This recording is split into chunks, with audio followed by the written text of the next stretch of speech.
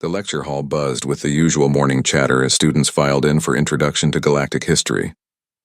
Professor Zektar adjusted his breathing apparatus and glanced at his roster, noting the mix of species typical for an outer rim university. Crystalline Veltari clicked across the floor, their translucent forms catching the artificial sunlight. Furry Kithani chattered in their musical language while massive Gorvani lumbered to reinforce seats.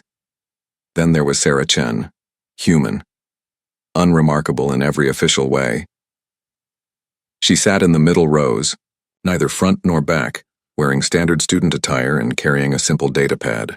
Her academic records showed average grades from Earth's public education system, standard aptitude scores, and a typical background essay about wanting to explore the galaxy and learn about different cultures. Nothing that would make anyone look twice. Professor Zektar began his lecture about the Galactic Council's formation 3 centuries ago. As he spoke about the great wars that preceded the peace accords, he noticed something odd about the human student. While others frantically took notes or stared blankly, Sarah's eyes moved differently. They swept the room in calculated patterns, catalogued exits, and assessed each student with the kind of subtle observation that military trainers beat into soldiers. The Battle of Kepler's Station, Professor Zektar continued, marked the turning point when species realized cooperation served them better than conflict. Sarah's pen stopped moving.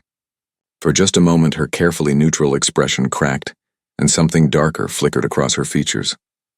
She knew that battle. She knew it intimately. The screaming of hull breaches, the acrid smell of plasma burns, the weight of decisions that cost lives. A Veltari student raised a crystalline appendage. "Professor, my grandmother says humans weren't even space-capable during those wars. How could they have contributed to galactic peace?"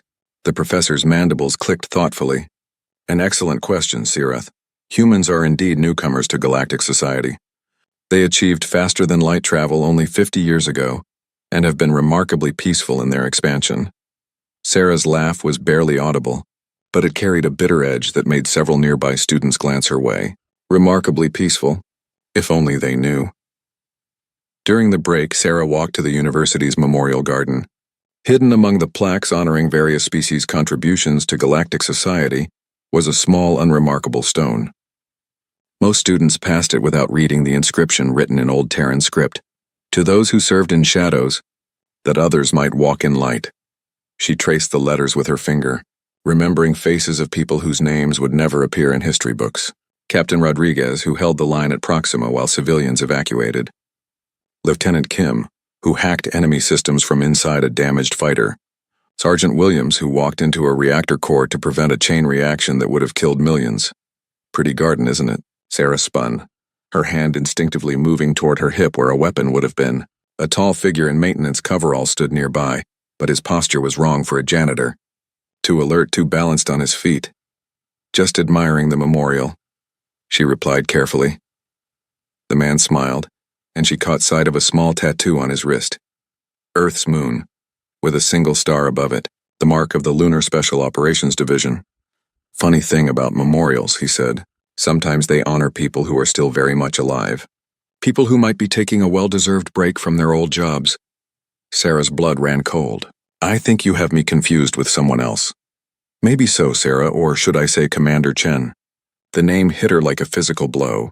Commander Chen had died 3 years ago in an explosion on a remote station, along with all records of her unit's existence. Sarah Chen was just a student with fabricated records and a carefully constructed past. "Commander Chen died in the line of duty," she said quietly. "Sarah Chen is studying to become a xenobiologist." The man nodded slowly. "Of course she is, and I'm sure she'll do very well in her studies. But if she ever gets tired of biology, there are people who remember what Commander Chen accomplished. People who know that sometimes the galaxy needs protectors who don't officially exist." He walked away, leaving Sarah alone with her thoughts and the uncomfortable realization that her new life might not be as secure as she'd hoped. In the distance, the university bell chimed, calling students back to class. She took one last look at the memorial stone and wondered how long she could keep pretending to be someone she wasn't. As she walked back to the lecture hall, Sarah felt eyes on her. Not the casual glances of fellow students, but the focused attention of someone conducting surveillance. Her training kicked in automatically, cataloging possible threats and escape routes. Old habits died hard. especially when those habits had kept her alive through conflicts that officially never happened. The afternoon sun cast long shadows across the campus as students hurried between buildings. To anyone watching, Sarah looked like just another young human trying to find her place in the vast galactic community. But beneath that carefully crafted exterior, a decorated Special Operations Commander calculated angles, assessed threats, and prepared for the possibility that her war might not be over after all. In her small dormitory room that night, Sarah stared at her reflection in the mirror. The face looking back at her was younger than her years suggested, thanks to medical treatments designed to extend the operational lifespan of Special Forces personnel. But her eyes held depths that no college student should possess. The weight of decisions made in darkness, of bridges burned to keep others safe, of a war fought in silence while the galaxy slept peacefully. She opened her desk drawer and pushed aside textbooks to reveal a small device hidden beneath false bottom. Still inactive, still waiting. Insurance against the day when Sarah Chen the student might need to remember how to be Commander Chen the soldier. 3 weeks into the semester, the first incident occurred during Professor Velnar's advanced physics class. The topic was theoretical weapons design, presented as an academic exercise in understanding the limits of known technology. Most students struggled with the complex mathematics involved in calculating plasma containment, fields, and particle acceleration rates. Sarah solved the equations in her head. She caught herself just as her hand moved to write the solution, remembering that Sarah Chen was supposed to be average at mathematics. Instead, she deliberately wrote a partially correct answer, making sure to include the kind of computational errors a typical student might make. But Professor Velnar, an elderly Kathani with keen eyes behind thick optical enhancers, noticed the hesitation. "Miss Chen," he called out, his whiskers twitching with curiosity. "Your initial calculation appears correct, but then you've made several basic errors. Perhaps you'd like to recalculate." The classroom fell silent. Sarah felt 20 pairs of eyes studying her, including those of Marcus Webb, the maintenance worker who seemed to appear wherever she went. She forced a confused expression onto her face. "I'm sorry, Professor. Mathematics isn't my strongest subject. Could you show us the correct approach?" Professor Velnar's whiskers continued twitching as he worked through the problem on the holographic display. Sarah watched him arrive at the same solution she'd calculated instantly, fighting the urge to point out a minor computational shortcut that would have saved him 30 seconds. After class, her study partner, the enthusiastic Veltari named Crystalline Harmony of the 7th Choir, approached with concern radiating from her translucent form. "Sarah, friend, you seem to understand the professor's lecture perfectly, but your written work suggests confusion. Are you experiencing learning difficulties?" Sarah smiled, though it felt forced. "Just having trouble with the transition from Earth's educational system, I guess. Everything moves so fast here. Perhaps we could study together more frequently. I have observed that humans learn efficiently through repetition and social interaction." The offer was genuine, and Sarah felt a pang of guilt for deceiving someone who was trying to help her. But maintaining her cover required these small betrayals, these constant acts of concealment. That evening, Sarah walked to the university's training gymnasium. Most students used it for recreational exercise, but she needed to maintain the physical conditioning that had kept her alive through a dozen classified operations. She waited until the facility was nearly empty before beginning her routine. What should have been a simple workout became something else entirely. Muscle memory took over as she moved through combat drills disguised as calisthenics, practiced throws that looked like stretching exercises, and ran scenarios for close-quarters combat while appearing to simply use the equipment. She was halfway through a sequence designed for fighting in zero gravity when she realized someone was watching her. Marcus Webb stood in the gymnasium's entrance, no longer bothering to disguise his interest. "Impressive form," he said, walking closer. "Very precise movements for someone whose records show no military training." Sarah grabbed a towel and began cooling down. "I've always been interested in fitness. Earth has some excellent exercise programs. I'm sure it does." Marcus moved to a nearby bench press, loading it with weights that would challenge even the enhanced physiology of a special operations soldier. "Mind spotting me?" The request was seemingly innocent, but Sarah recognized it for what it was, a test. Marcus began his repetitions, and she watched his form carefully. Despite his civilian cover, he moved like someone accustomed to maintaining peak physical condition under extreme circumstances. "You know," he said between reps, There's been some interesting chatter in the intelligence community lately. Rumors about sleeper agents placed throughout the galaxy. Veterans of conflicts that never officially happened.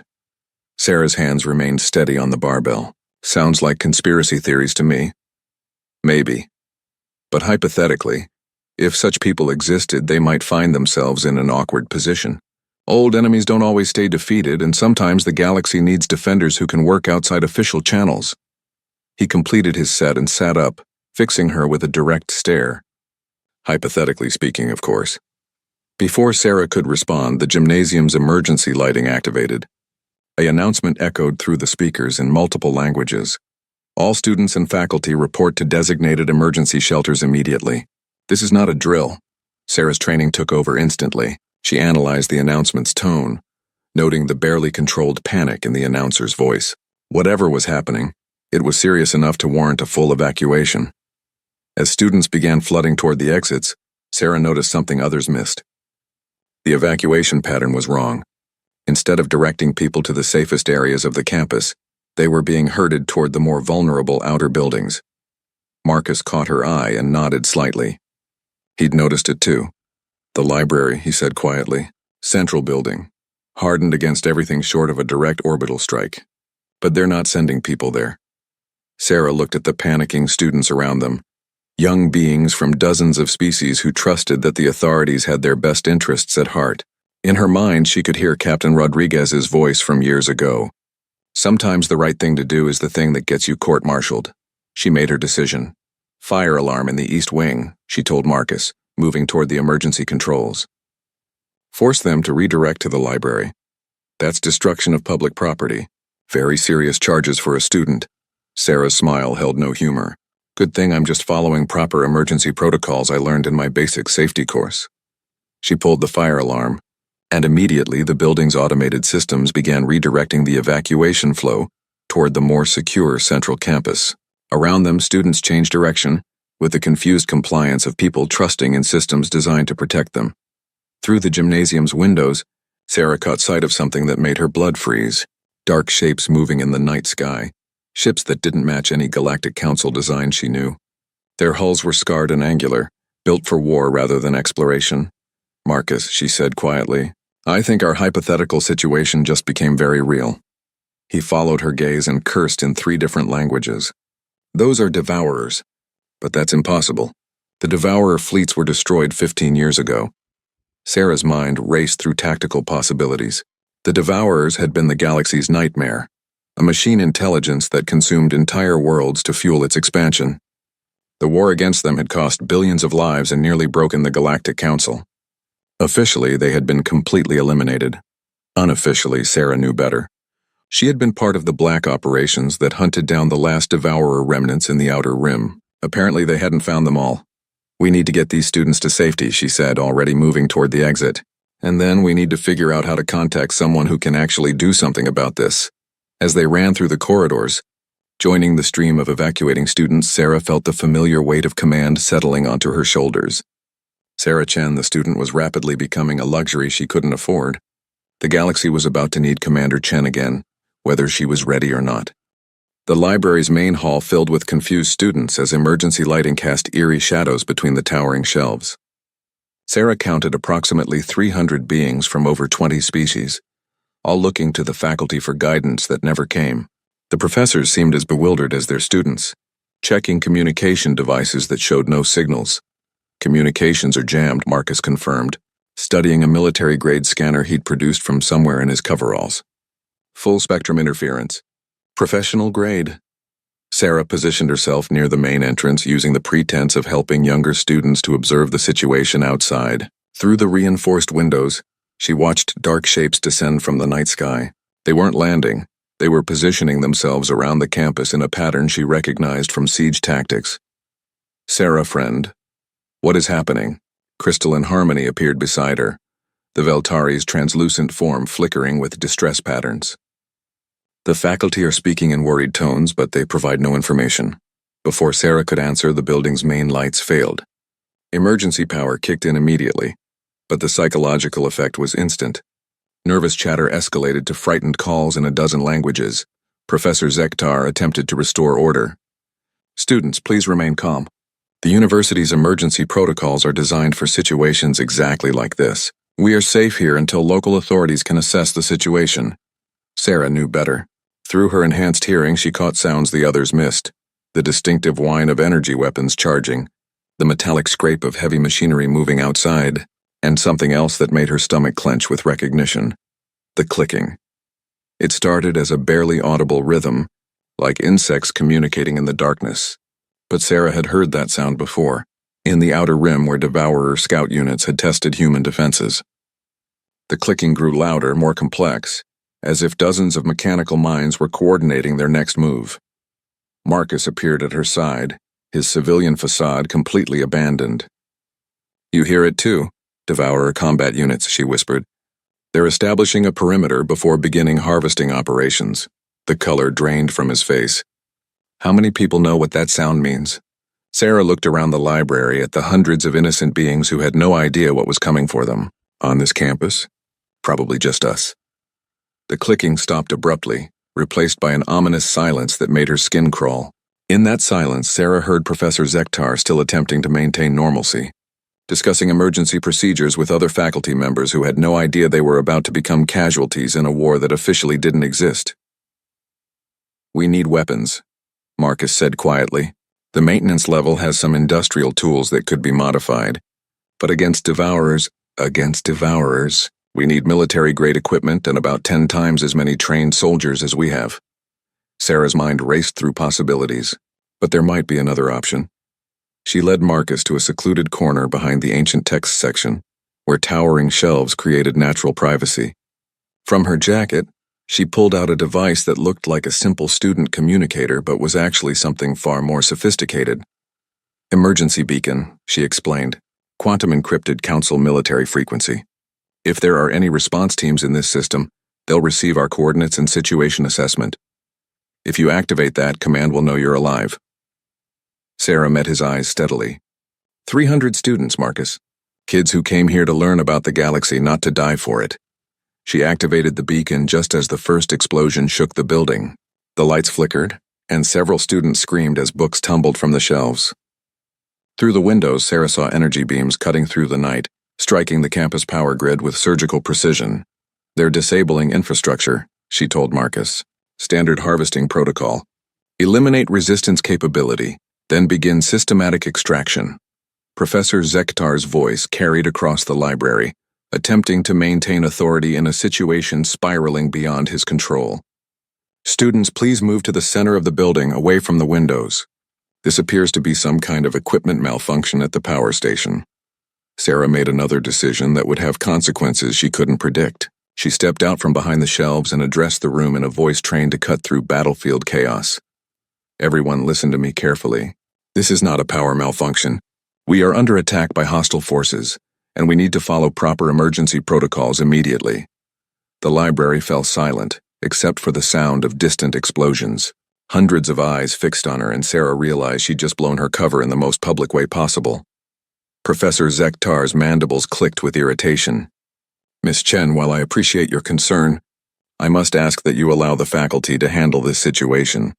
With respect, Professor, the faculty doesn't have training in hostile contact scenarios." Sarah moved to the center of the room and her posture changed subtly. The confused student disappeared, replaced by someone accustomed to command authority.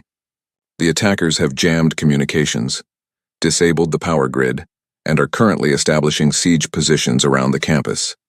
This is a textbook military operation." A Gorvani student, massive even by his species standards, rumbled a question in accented standard. "How does human student know military tactics?" Before Sarah could answer, the building's main entrance exploded inward. Through the smoke and debris, shapes emerged that made several students scream in terror. Devourer combat units stood 3 meters tall, their bodies a nightmare fusion of organic and mechanical components. Optical sensors swept the room while weapon arms locked onto targets. The lead unit spoke in a voice like grinding metal. "Biological specimens will comply with harvesting protocols. Resistance will result in immediate termination." In the chaos that followed, as students scrambled for cover and Professor Zektar demanded explanations from attackers who were beyond reasoning with, Sarah Chen made her final transformation. The careful facade of academic life fell away completely, replaced by the cold tactical mind that had made Commander Chen one of the most effective special operations officers in human history. She grabbed Marcus and pulled him behind an overturned table. "How much of your cover gear do you actually have?" He smiled grimly and opened his maintenance kit, revealing military equipment hidden in compartments that shouldn't have existed. "Old habits." "Good. Because we're about to find out if 3 years of retirement made us soft." The Devourer units advanced into the library, their sensors cataloging students like inventory in a warehouse. Sarah watched their movement patterns, noting deployment strategies and weapon configurations. They were treating this as a simple harvesting operation, not expecting organized resistance. That was going to be their first mistake. As energy beams began cutting through the air above cowering students, Sarah realized that her quiet life as an anonymous student was officially over. Commander Chen was about to remind the galaxy why humanity had earned its place among the stars, and why some wars never truly end. The first Devourer unit fell before the others realized they were under attack. Sarah moved like a ghost between the library shelves, using student emergency training as cover, while she positioned herself behind the lead attacker. The combat knife that appeared in her hand wasn't standard student equipment. Its molecular edge could cut through enhanced armor plating, and she knew exactly where to strike for maximum damage. The Devourer's central processing unit sparked and died as her blade found the gap between its neck armor plates. The massive machine collapsed, its weapon arms clattering against the floor. Hostile contact. The remaining units immediately shifted to combat formation, their sensors sweeping for threats. Unknown combatant employing advanced tactics. Marcus had moved simultaneously using maintenance tools converted into improvised weapons. His plasma torch, overcharged beyond safety limits, cut through another unit's leg actuators. The machine toppled and he finished it with a precisely placed explosive charge, but they had revealed themselves. And now 6 remaining Devourer units were actively hunting them through the library stacks.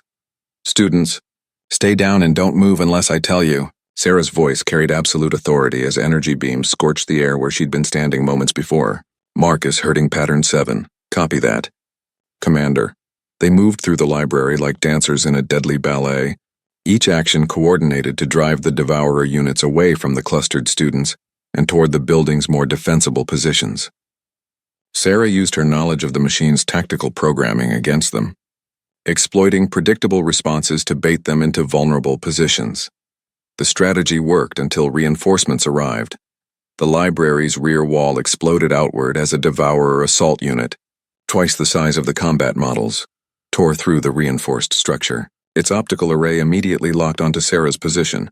Priority target identified. Human female exhibiting advanced combat capability. Implementing capture protocols. The assault unit's weapon systems were designed for siege warfare, not precision operations inside buildings full of civilians. But the Devourers had apparently decided that acceptable losses were preferable to allowing a trained combatant to continue resistance. Energy. Beams capable of melting starship hulls began carving through the library's support columns. Ancient books burst into flame as the temperature spiked, and students screamed as burning debris rained down around them. "They're going to bring the building down on everyone," Marcus called out, diving behind an overturned table as another beam passed centimeters from his head. Sarah's mind raced through tactical options. They needed to neutralize the assault unit quickly, but their improvised weapons weren't designed for targets that heavily armored. She needed something with more stopping power. Then she remembered the basement. "Marcus, keep them busy for 60 seconds. Are you insane?" "Where are you going?" But Sarah was already moving, sprinting toward the emergency stairs that led to the library's lower levels. Behind her, she heard Marcus engaging multiple units simultaneously, his years of training evident in every calculated movement. The basement housed the university's geological survey equipment, including deep-core mining tools designed to cut through planetary bedrock. Sarah found what she needed in the heavy equipment storage, a seismic charge meant for breaking up asteroid cores. The device was roughly the size of a briefcase and contained enough explosive force to level a city block. Using it inside the library would kill everyone, including the students they were trying to protect, unless she could direct the blast precisely. Sarah grabbed the mining equipment's targeting computer and began calculating blast vectors while energy weapons continued firing above her head. The math was complex, requiring her to account for the building's structural integrity, the devourer unit's positions, and the locations of every student in the main hall. She had one chance to get it right. Racing back upstairs, Sarah found the battle had escalated. Marcus was holding a defensive position near the main desk, but he was clearly outgunned. 3 devourer units had him pinned down while the assault unit methodically destroyed everything between it and his location. Professor Zektar lay motionless near the entrance. His breathing apparatus shattered. Several students were wounded, and Crystalline Harmony was trying to provide medical assistance while staying undercover. Marcus, when I give the signal, get everyone to the northwest corner. What signal? Instead of answering, Sarah armed the seismic charge and placed it against a specific support column she'd identified in her calculations. The explosion would bring down exactly one section of the building, the section currently occupied by devourer units. Now. Marcus immediately began moving students toward the designated area, his military training evident as he organized an efficient evacuation under fire. The students, finally understanding the gravity of their situation, followed his orders without question. Sarah triggered the charge. The explosion was precisely controlled but devastating in its effects. The library's eastern section collapsed in a cascade of concrete and steel, crushing 4 devourer units instantly. The assault unit, caught at the edge of the blast zone, was buried under tons of debris but not destroyed. Dust filled the air as the building settled around them. Emergency lighting flickered through the haze, revealing a scene of controlled destruction. The students were safe in the undamaged section, but their sanctuary had become a partially collapsed ruin. Everyone okay? Sarah called out, already moving toward the buried assault unit. Voices answered from the dust, frightened but alive. Marcus appeared beside her, a gash across his forehead but otherwise functional. That was either brilliant or completely insane, he said. Sometimes there isn't much difference. Sarah studied the debris pile where the assault unit lay trapped. Sparks and occasional movements indicated it was still operational. We need to finish this before it digs itself out. But before either of them could act, the building shook again. Through the destroyed wall, more shapes were visible in the darkness outside. The attack on the library had been just the beginning. Sarah, friend. Crystalline Harmony's voice carried panic as she helped wounded students. There are more machines surrounding the building. Many more. Sarah looked through the gap in the wall and felt her heart sink. The entire campus was crawling with devourer units of every class. Combat models, assault units, harvester machines designed to process organic matter, and in the distance the massive bulk of a command vessel. This wasn't a raid. This was a full-scale invasion. Her emergency beacon had been transmitting for 20 minutes now. If help was coming, it needed to arrive soon. But looking at the force arrayed against them, Sarah began to suspect that even a full military response might not be enough. The galaxy was about to learn that some nightmares refuse to stay buried, and that sometimes the price of peace is constant vigilance by those willing to fight in the darkness. Through the settling dust, the assault unit's optical sensors began glowing again as it worked to free itself from the rubble. Sarah checked her remaining weapons and prepared for the next round of a battle that was far from over. The assault unit tore free from the debris with mechanical precision, its damaged hull sparking but its weapons still functional. Sarah and Marcus had perhaps 30 seconds before it would be fully operational again. We need a better defensive position, Sarah said, scanning the partially collapsed library. Somewhere we can protect the students and channel the attacks. The archives, Marcus suggested. Reinforced walls, limited access points, and the environmental controls could give us tactical advantages. They began moving the students toward the deeper sections of the library, but progress was slow. Many were injured, and several species required assistance to navigate through the debris. Professor Zektar had regained consciousness but was moving slowly. His breathing labored. Miss Chen, he wheezed as she helped support him. Your knowledge of military tactics suggests training far beyond standard civilian education. Sarah met his eyes steadily. Sometimes people aren't who they appear to be, Professor. Indeed. I suspect there are many such people throughout the galaxy, hidden among us until circumstances require their emergence.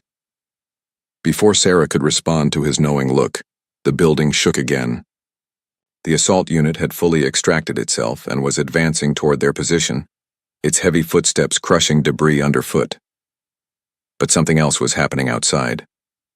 New sounds joined the mechanical clicking of devourer units. the distinctive whine of atmospheric craft and energy weapons that definitely weren't of Devourer origin. "Sarah, friend," Crystalline Harmony called out, her form brightening with what might have been hope. "There are ships in the sky. Different ships." Through the holes in the library walls, Sarah glimpsed sleek vessels engaging the Devourer forces in aerial combat. The new arrivals moved with the practiced coordination of military pilots, their weapons cutting through enemy formations with surgical precision. Her beacon had been answered. "Council response team," Marcus confirmed, consulting his scanner. "Fast attack squadron, probably launched from a stealth frigate." But even as hope flared, Sarah realized the situation was more complex than a simple rescue operation. The lead assault craft bore markings she recognized: Earth Defense Force Special Operations Division. Her old unit. They weren't just responding to a distress call. They had come specifically for her.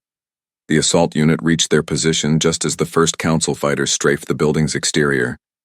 Energy beams crisscrossed the damaged library as two battles converged, one inside among the students, another outside between military forces. Sarah found herself fighting on multiple levels simultaneously. She engaged the assault unit with improvised weapons while coordinating student evacuations and trying to establish communication with the arriving forces. Her mind processed tactical information from a dozen sources, weighing options and consequences with the speed that had made her legendary among special operations commanders. "Marcus, take point on student protection. I'm going to try to signal our people." She activated her beacon's secondary function, broadcasting her command codes on secure military frequencies. The response was immediate and not what she expected. "Commander Chen, this is Colonel Harrison, EDF Special Ops. Confirm your operational status." Harrison, Sarah's former commanding officer, the man who had officially pronounced her dead 3 years ago. Hearing his voice again sent a chill down her spine. "Operational status is complicated, Colonel. I'm currently protecting approximately 250 civilian students from an active Devourer incursion." "Understood. Be advised that this attack is not isolated. Devourer forces have simultaneously struck 17 educational institutions across the Outer Rim. All targets were universities with significant human student populations." The implications hit Sarah like a physical blow. This wasn't a random attack or a remnant force acting independently. Someone had given the Devourers specific intelligence about human locations throughout the galaxy. "Colonel, are you saying this is a targeted operation against human civilians?" "Affirmative. Someone has been feeding them information about human activities for months, possibly years. The question is who?" As if summoned by their conversation, Professor Zektar appeared beside Sarah, but his manner had changed completely. Gone was the injured academic, replaced by someone moving with military precision despite his damaged breathing apparatus. "I couldn't help but overhear your conversation," he said, and his voice carried a different accent now, something that might have been Centauri Collective if Sarah had to guess. "It's fascinating how humans assume they're the only species capable of deep cover operations." Sarah's blood turned to ice. "You're the intelligence source. Among others, yes. Did you really think the Galactic Council would allow a species as militarily capable as humanity to expand unchecked? Your kind's propensity for violence required monitoring." The assault unit had been advancing steadily during their conversation, but now it stopped abruptly. Instead of attacking, it powered down its weapons and stood motionless. "The Devourers were supposed to be destroyed," Marcus said, his weapon trained on Professor Zektar. "Destroyed, yes, but their technology was far too valuable to waste entirely. We've been improving upon their designs, creating more controllable versions for specific operations." Sarah's mind raced through the implications. The Galactic Council hadn't just been monitoring humanity. They had been preparing to eliminate any human presence that became too threatening. The universities, filled with the brightest young minds from Earth, would have been perfect targets for demonstrating human vulnerability. "You turned our students into bait," she said quietly. "We provided them with educational opportunities. If they happened to serve a secondary purpose in eliminating potential future threats, that was simply efficient resource allocation." The rage that filled Sarah was unlike anything she'd experienced in years of combat. These weren't enemy soldiers or even hostile aliens. They were supposed allies who had betrayed everything the Galactic Council claimed to represent. But before she could act on that rage, the building shook again.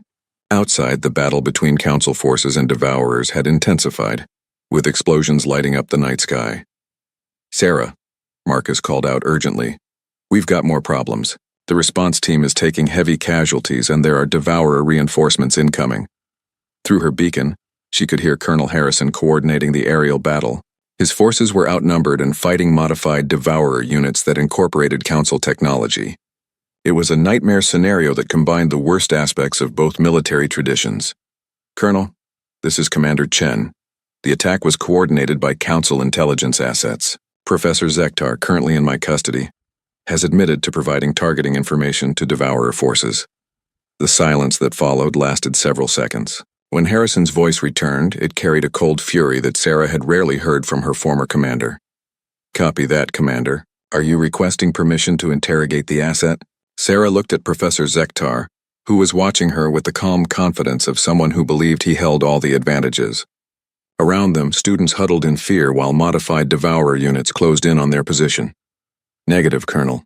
I'm requesting permission to end this operation permanently." Permission granted. The controlled assault unit suddenly reactivated, but instead of attacking the students, it turned toward the approaching Devourer reinforcements. Professor Zektar's confident expression faltered as his carefully orchestrated plan began unraveling. "That's impossible," he muttered, frantically checking a concealed control device. "The override codes should be absolute." Sarah smiled grimly. "You made one critical mistake, Professor. You assumed humans would play by established rules." Through her beacon, she had been transmitting more than just location data. Hidden in the signal was a virus that Captain Rodriguez had designed years ago, a piece of code specifically crafted to exploit vulnerabilities in Devourer operating systems. The same virus that had given human forces their edge in the final battles of the original, or every Devourer unit in range, is now running modified programming, she explained, as the commandeered assault unit began systematically destroying its former allies. They're still following harvest protocols, but their target parameters have been adjusted. Professor Zektar's breathing apparatus clicked rapidly as he realized the implications. The modified Devourers would now prioritize anyone carrying Council intelligence codes, including him. "You can't do this. The Galactic Council will never accept human membership if you demonstrate such aggressive capabilities."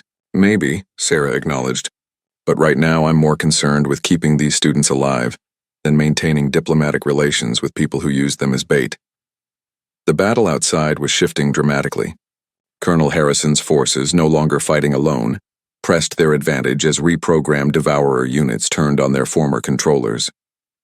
The complex web of alliances and betrayals was collapsing into chaos, with only one clear priority remaining: protecting the innocent beings caught in the crossfire. Marcus coordinated the student evacuation while Sarah maintained tactical oversight. Crystalline Harmony had emerged as an unexpected leader among the students, her natural empathy helping to calm the most frightened while organizing assistance for the wounded.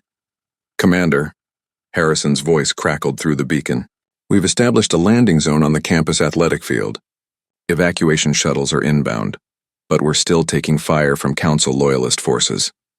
The situation was becoming a three-way conflict: human special forces, rogue Council agents, and modified Devourer units all operating with different objectives in the same battle space. Sarah realized they needed to end this quickly before the violence spread beyond the campus. "Colonel, can you establish communication with Council High Command? Someone in their leadership needs to know what their intelligence division has been doing." "Already tried, Commander. They're claiming the operation was unauthorized and demanding that we withdraw immediately." Sarah wasn't surprised. Political organizations had a tendency to disavow operations that went wrong, regardless of who had originally authorized them. But she also knew that the Council's leadership was probably genuinely horrified by what their intelligence assets had done. "Professor," she addressed Zektar, who was now under guard by Marcus, "you're going to help us end this." "I will do no such thing. My loyalty is to the Council's long-term security interests. Your loyalty is to a plan that involved murdering innocent students. I'm giving you one chance to do the right thing." Professor Zektar's mandibles clicked defiantly. "And if I refuse?" Sarah gestured toward the reprogrammed assault unit, which had just finished destroying the last of the hostile Devourer forces in their immediate area. Its optical sensors were now scanning for new targets that matched its updated programming parameters. "Then, you get to explain your position to a machine that's been programmed." to treat Council intelligence operatives as priority threats. The professor's confidence finally cracked. Faced with the prospect of becoming a target for the same weapons he had unleashed on students, his resolve wavered. What do you want me to do? Broadcast a stand-down order to all Council forces in this system. Tell them the operation is terminated and they're to withdraw immediately. I don't have that level of authority. Sarah's expression didn't change. Then contact someone who does. While Professor Zektar reluctantly activated his emergency communication protocols, Sarah coordinated with the evacuation efforts. The first shuttles had landed despite ongoing combat, and students were being loaded onto Council and human vessels side by side. The crisis had forced cooperation between forces that had been shooting at each other minutes before. Sarah, friend? Crystalline Harmony approached during a brief lull in the evacuation. I do not understand what has happened here tonight. You are not the student you claim to be. Sarah looked at the young Veltari, whose translucent form flickered with confusion and hurt. No, I'm not.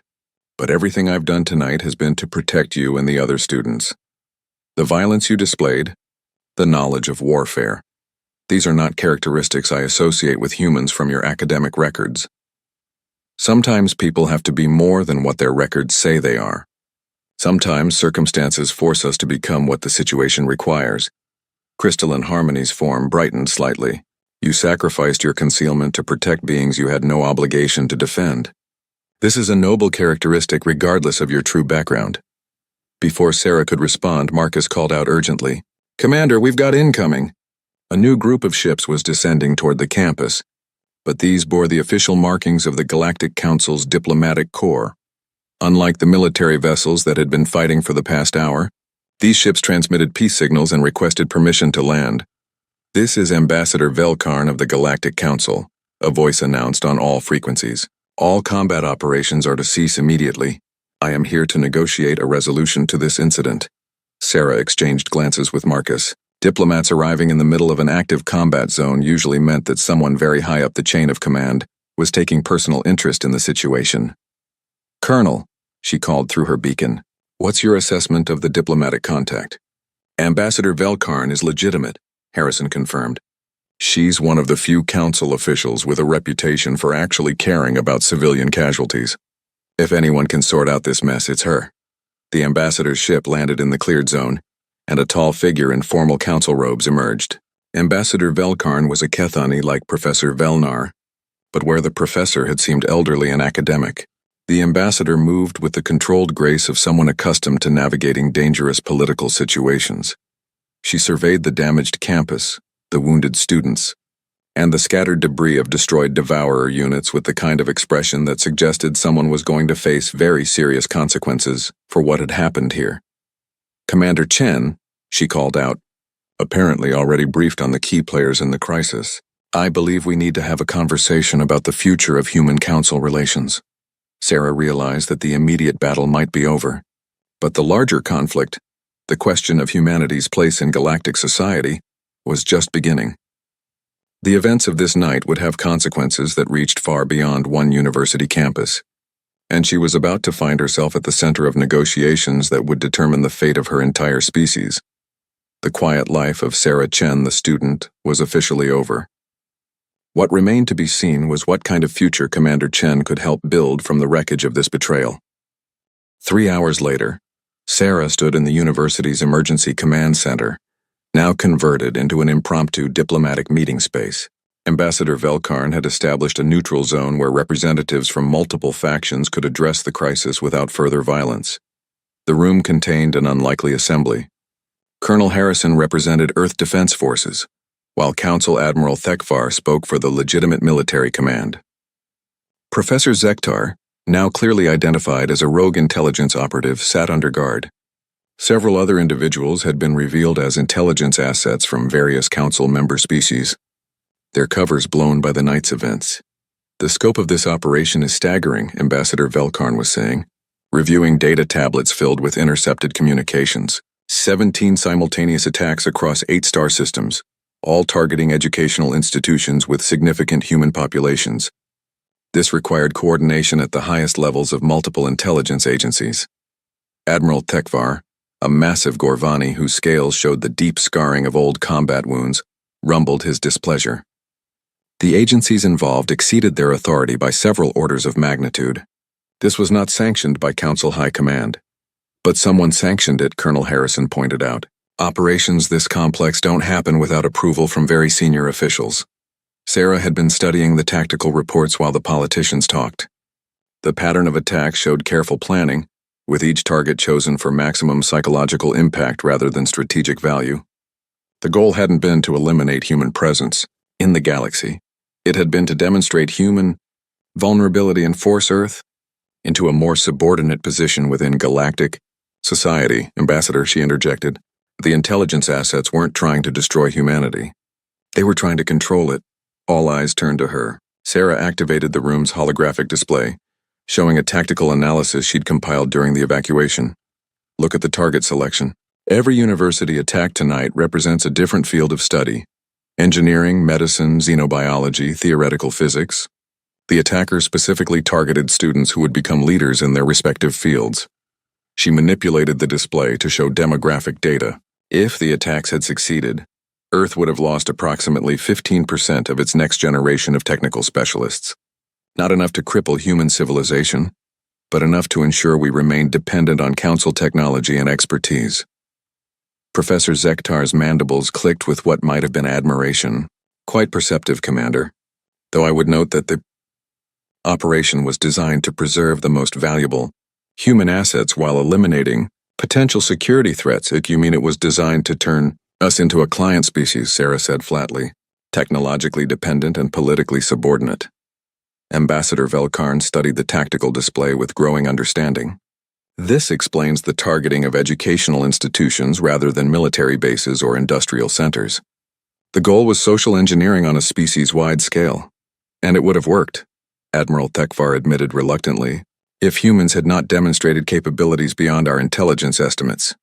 Colonel Harrison smiled grimly. You mean if you hadn't underestimated us? The conversation was interrupted by an urgent communication from outside the room. Marcus appeared on the screen, reporting from the medical center where wounded students were being treated. Commander, you need to see this. Some of the students have been asking questions about what happened tonight. They're not accepting the official story about equipment malfunctions. Sarah realized this was another critical moment. How they handled the aftermath would determine not just the future of human-council relations, but the kind of galaxy the next generation would inherit. Ambassador, I have a proposal. Velkarn's whiskers twitched with interest. I'm listening. The students who survived tonight deserve the truth, all of it. They were targeted because of their species and their potential, and they fought back with courage that saved hundreds of lives. That's not something that should be covered up with diplomatic language. Commander, Admiral Thekvar interjected, revealing the full scope of these operations could destabilize the entire council structure.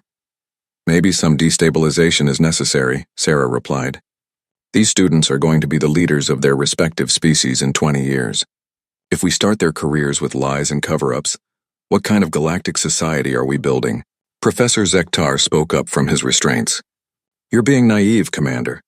Galactic politics requires a certain level of discretion. The truth is often less important than stability. The truth is that multiple council intelligence agencies conspired to commit genocide against students whose only crime was being human, Sarah said.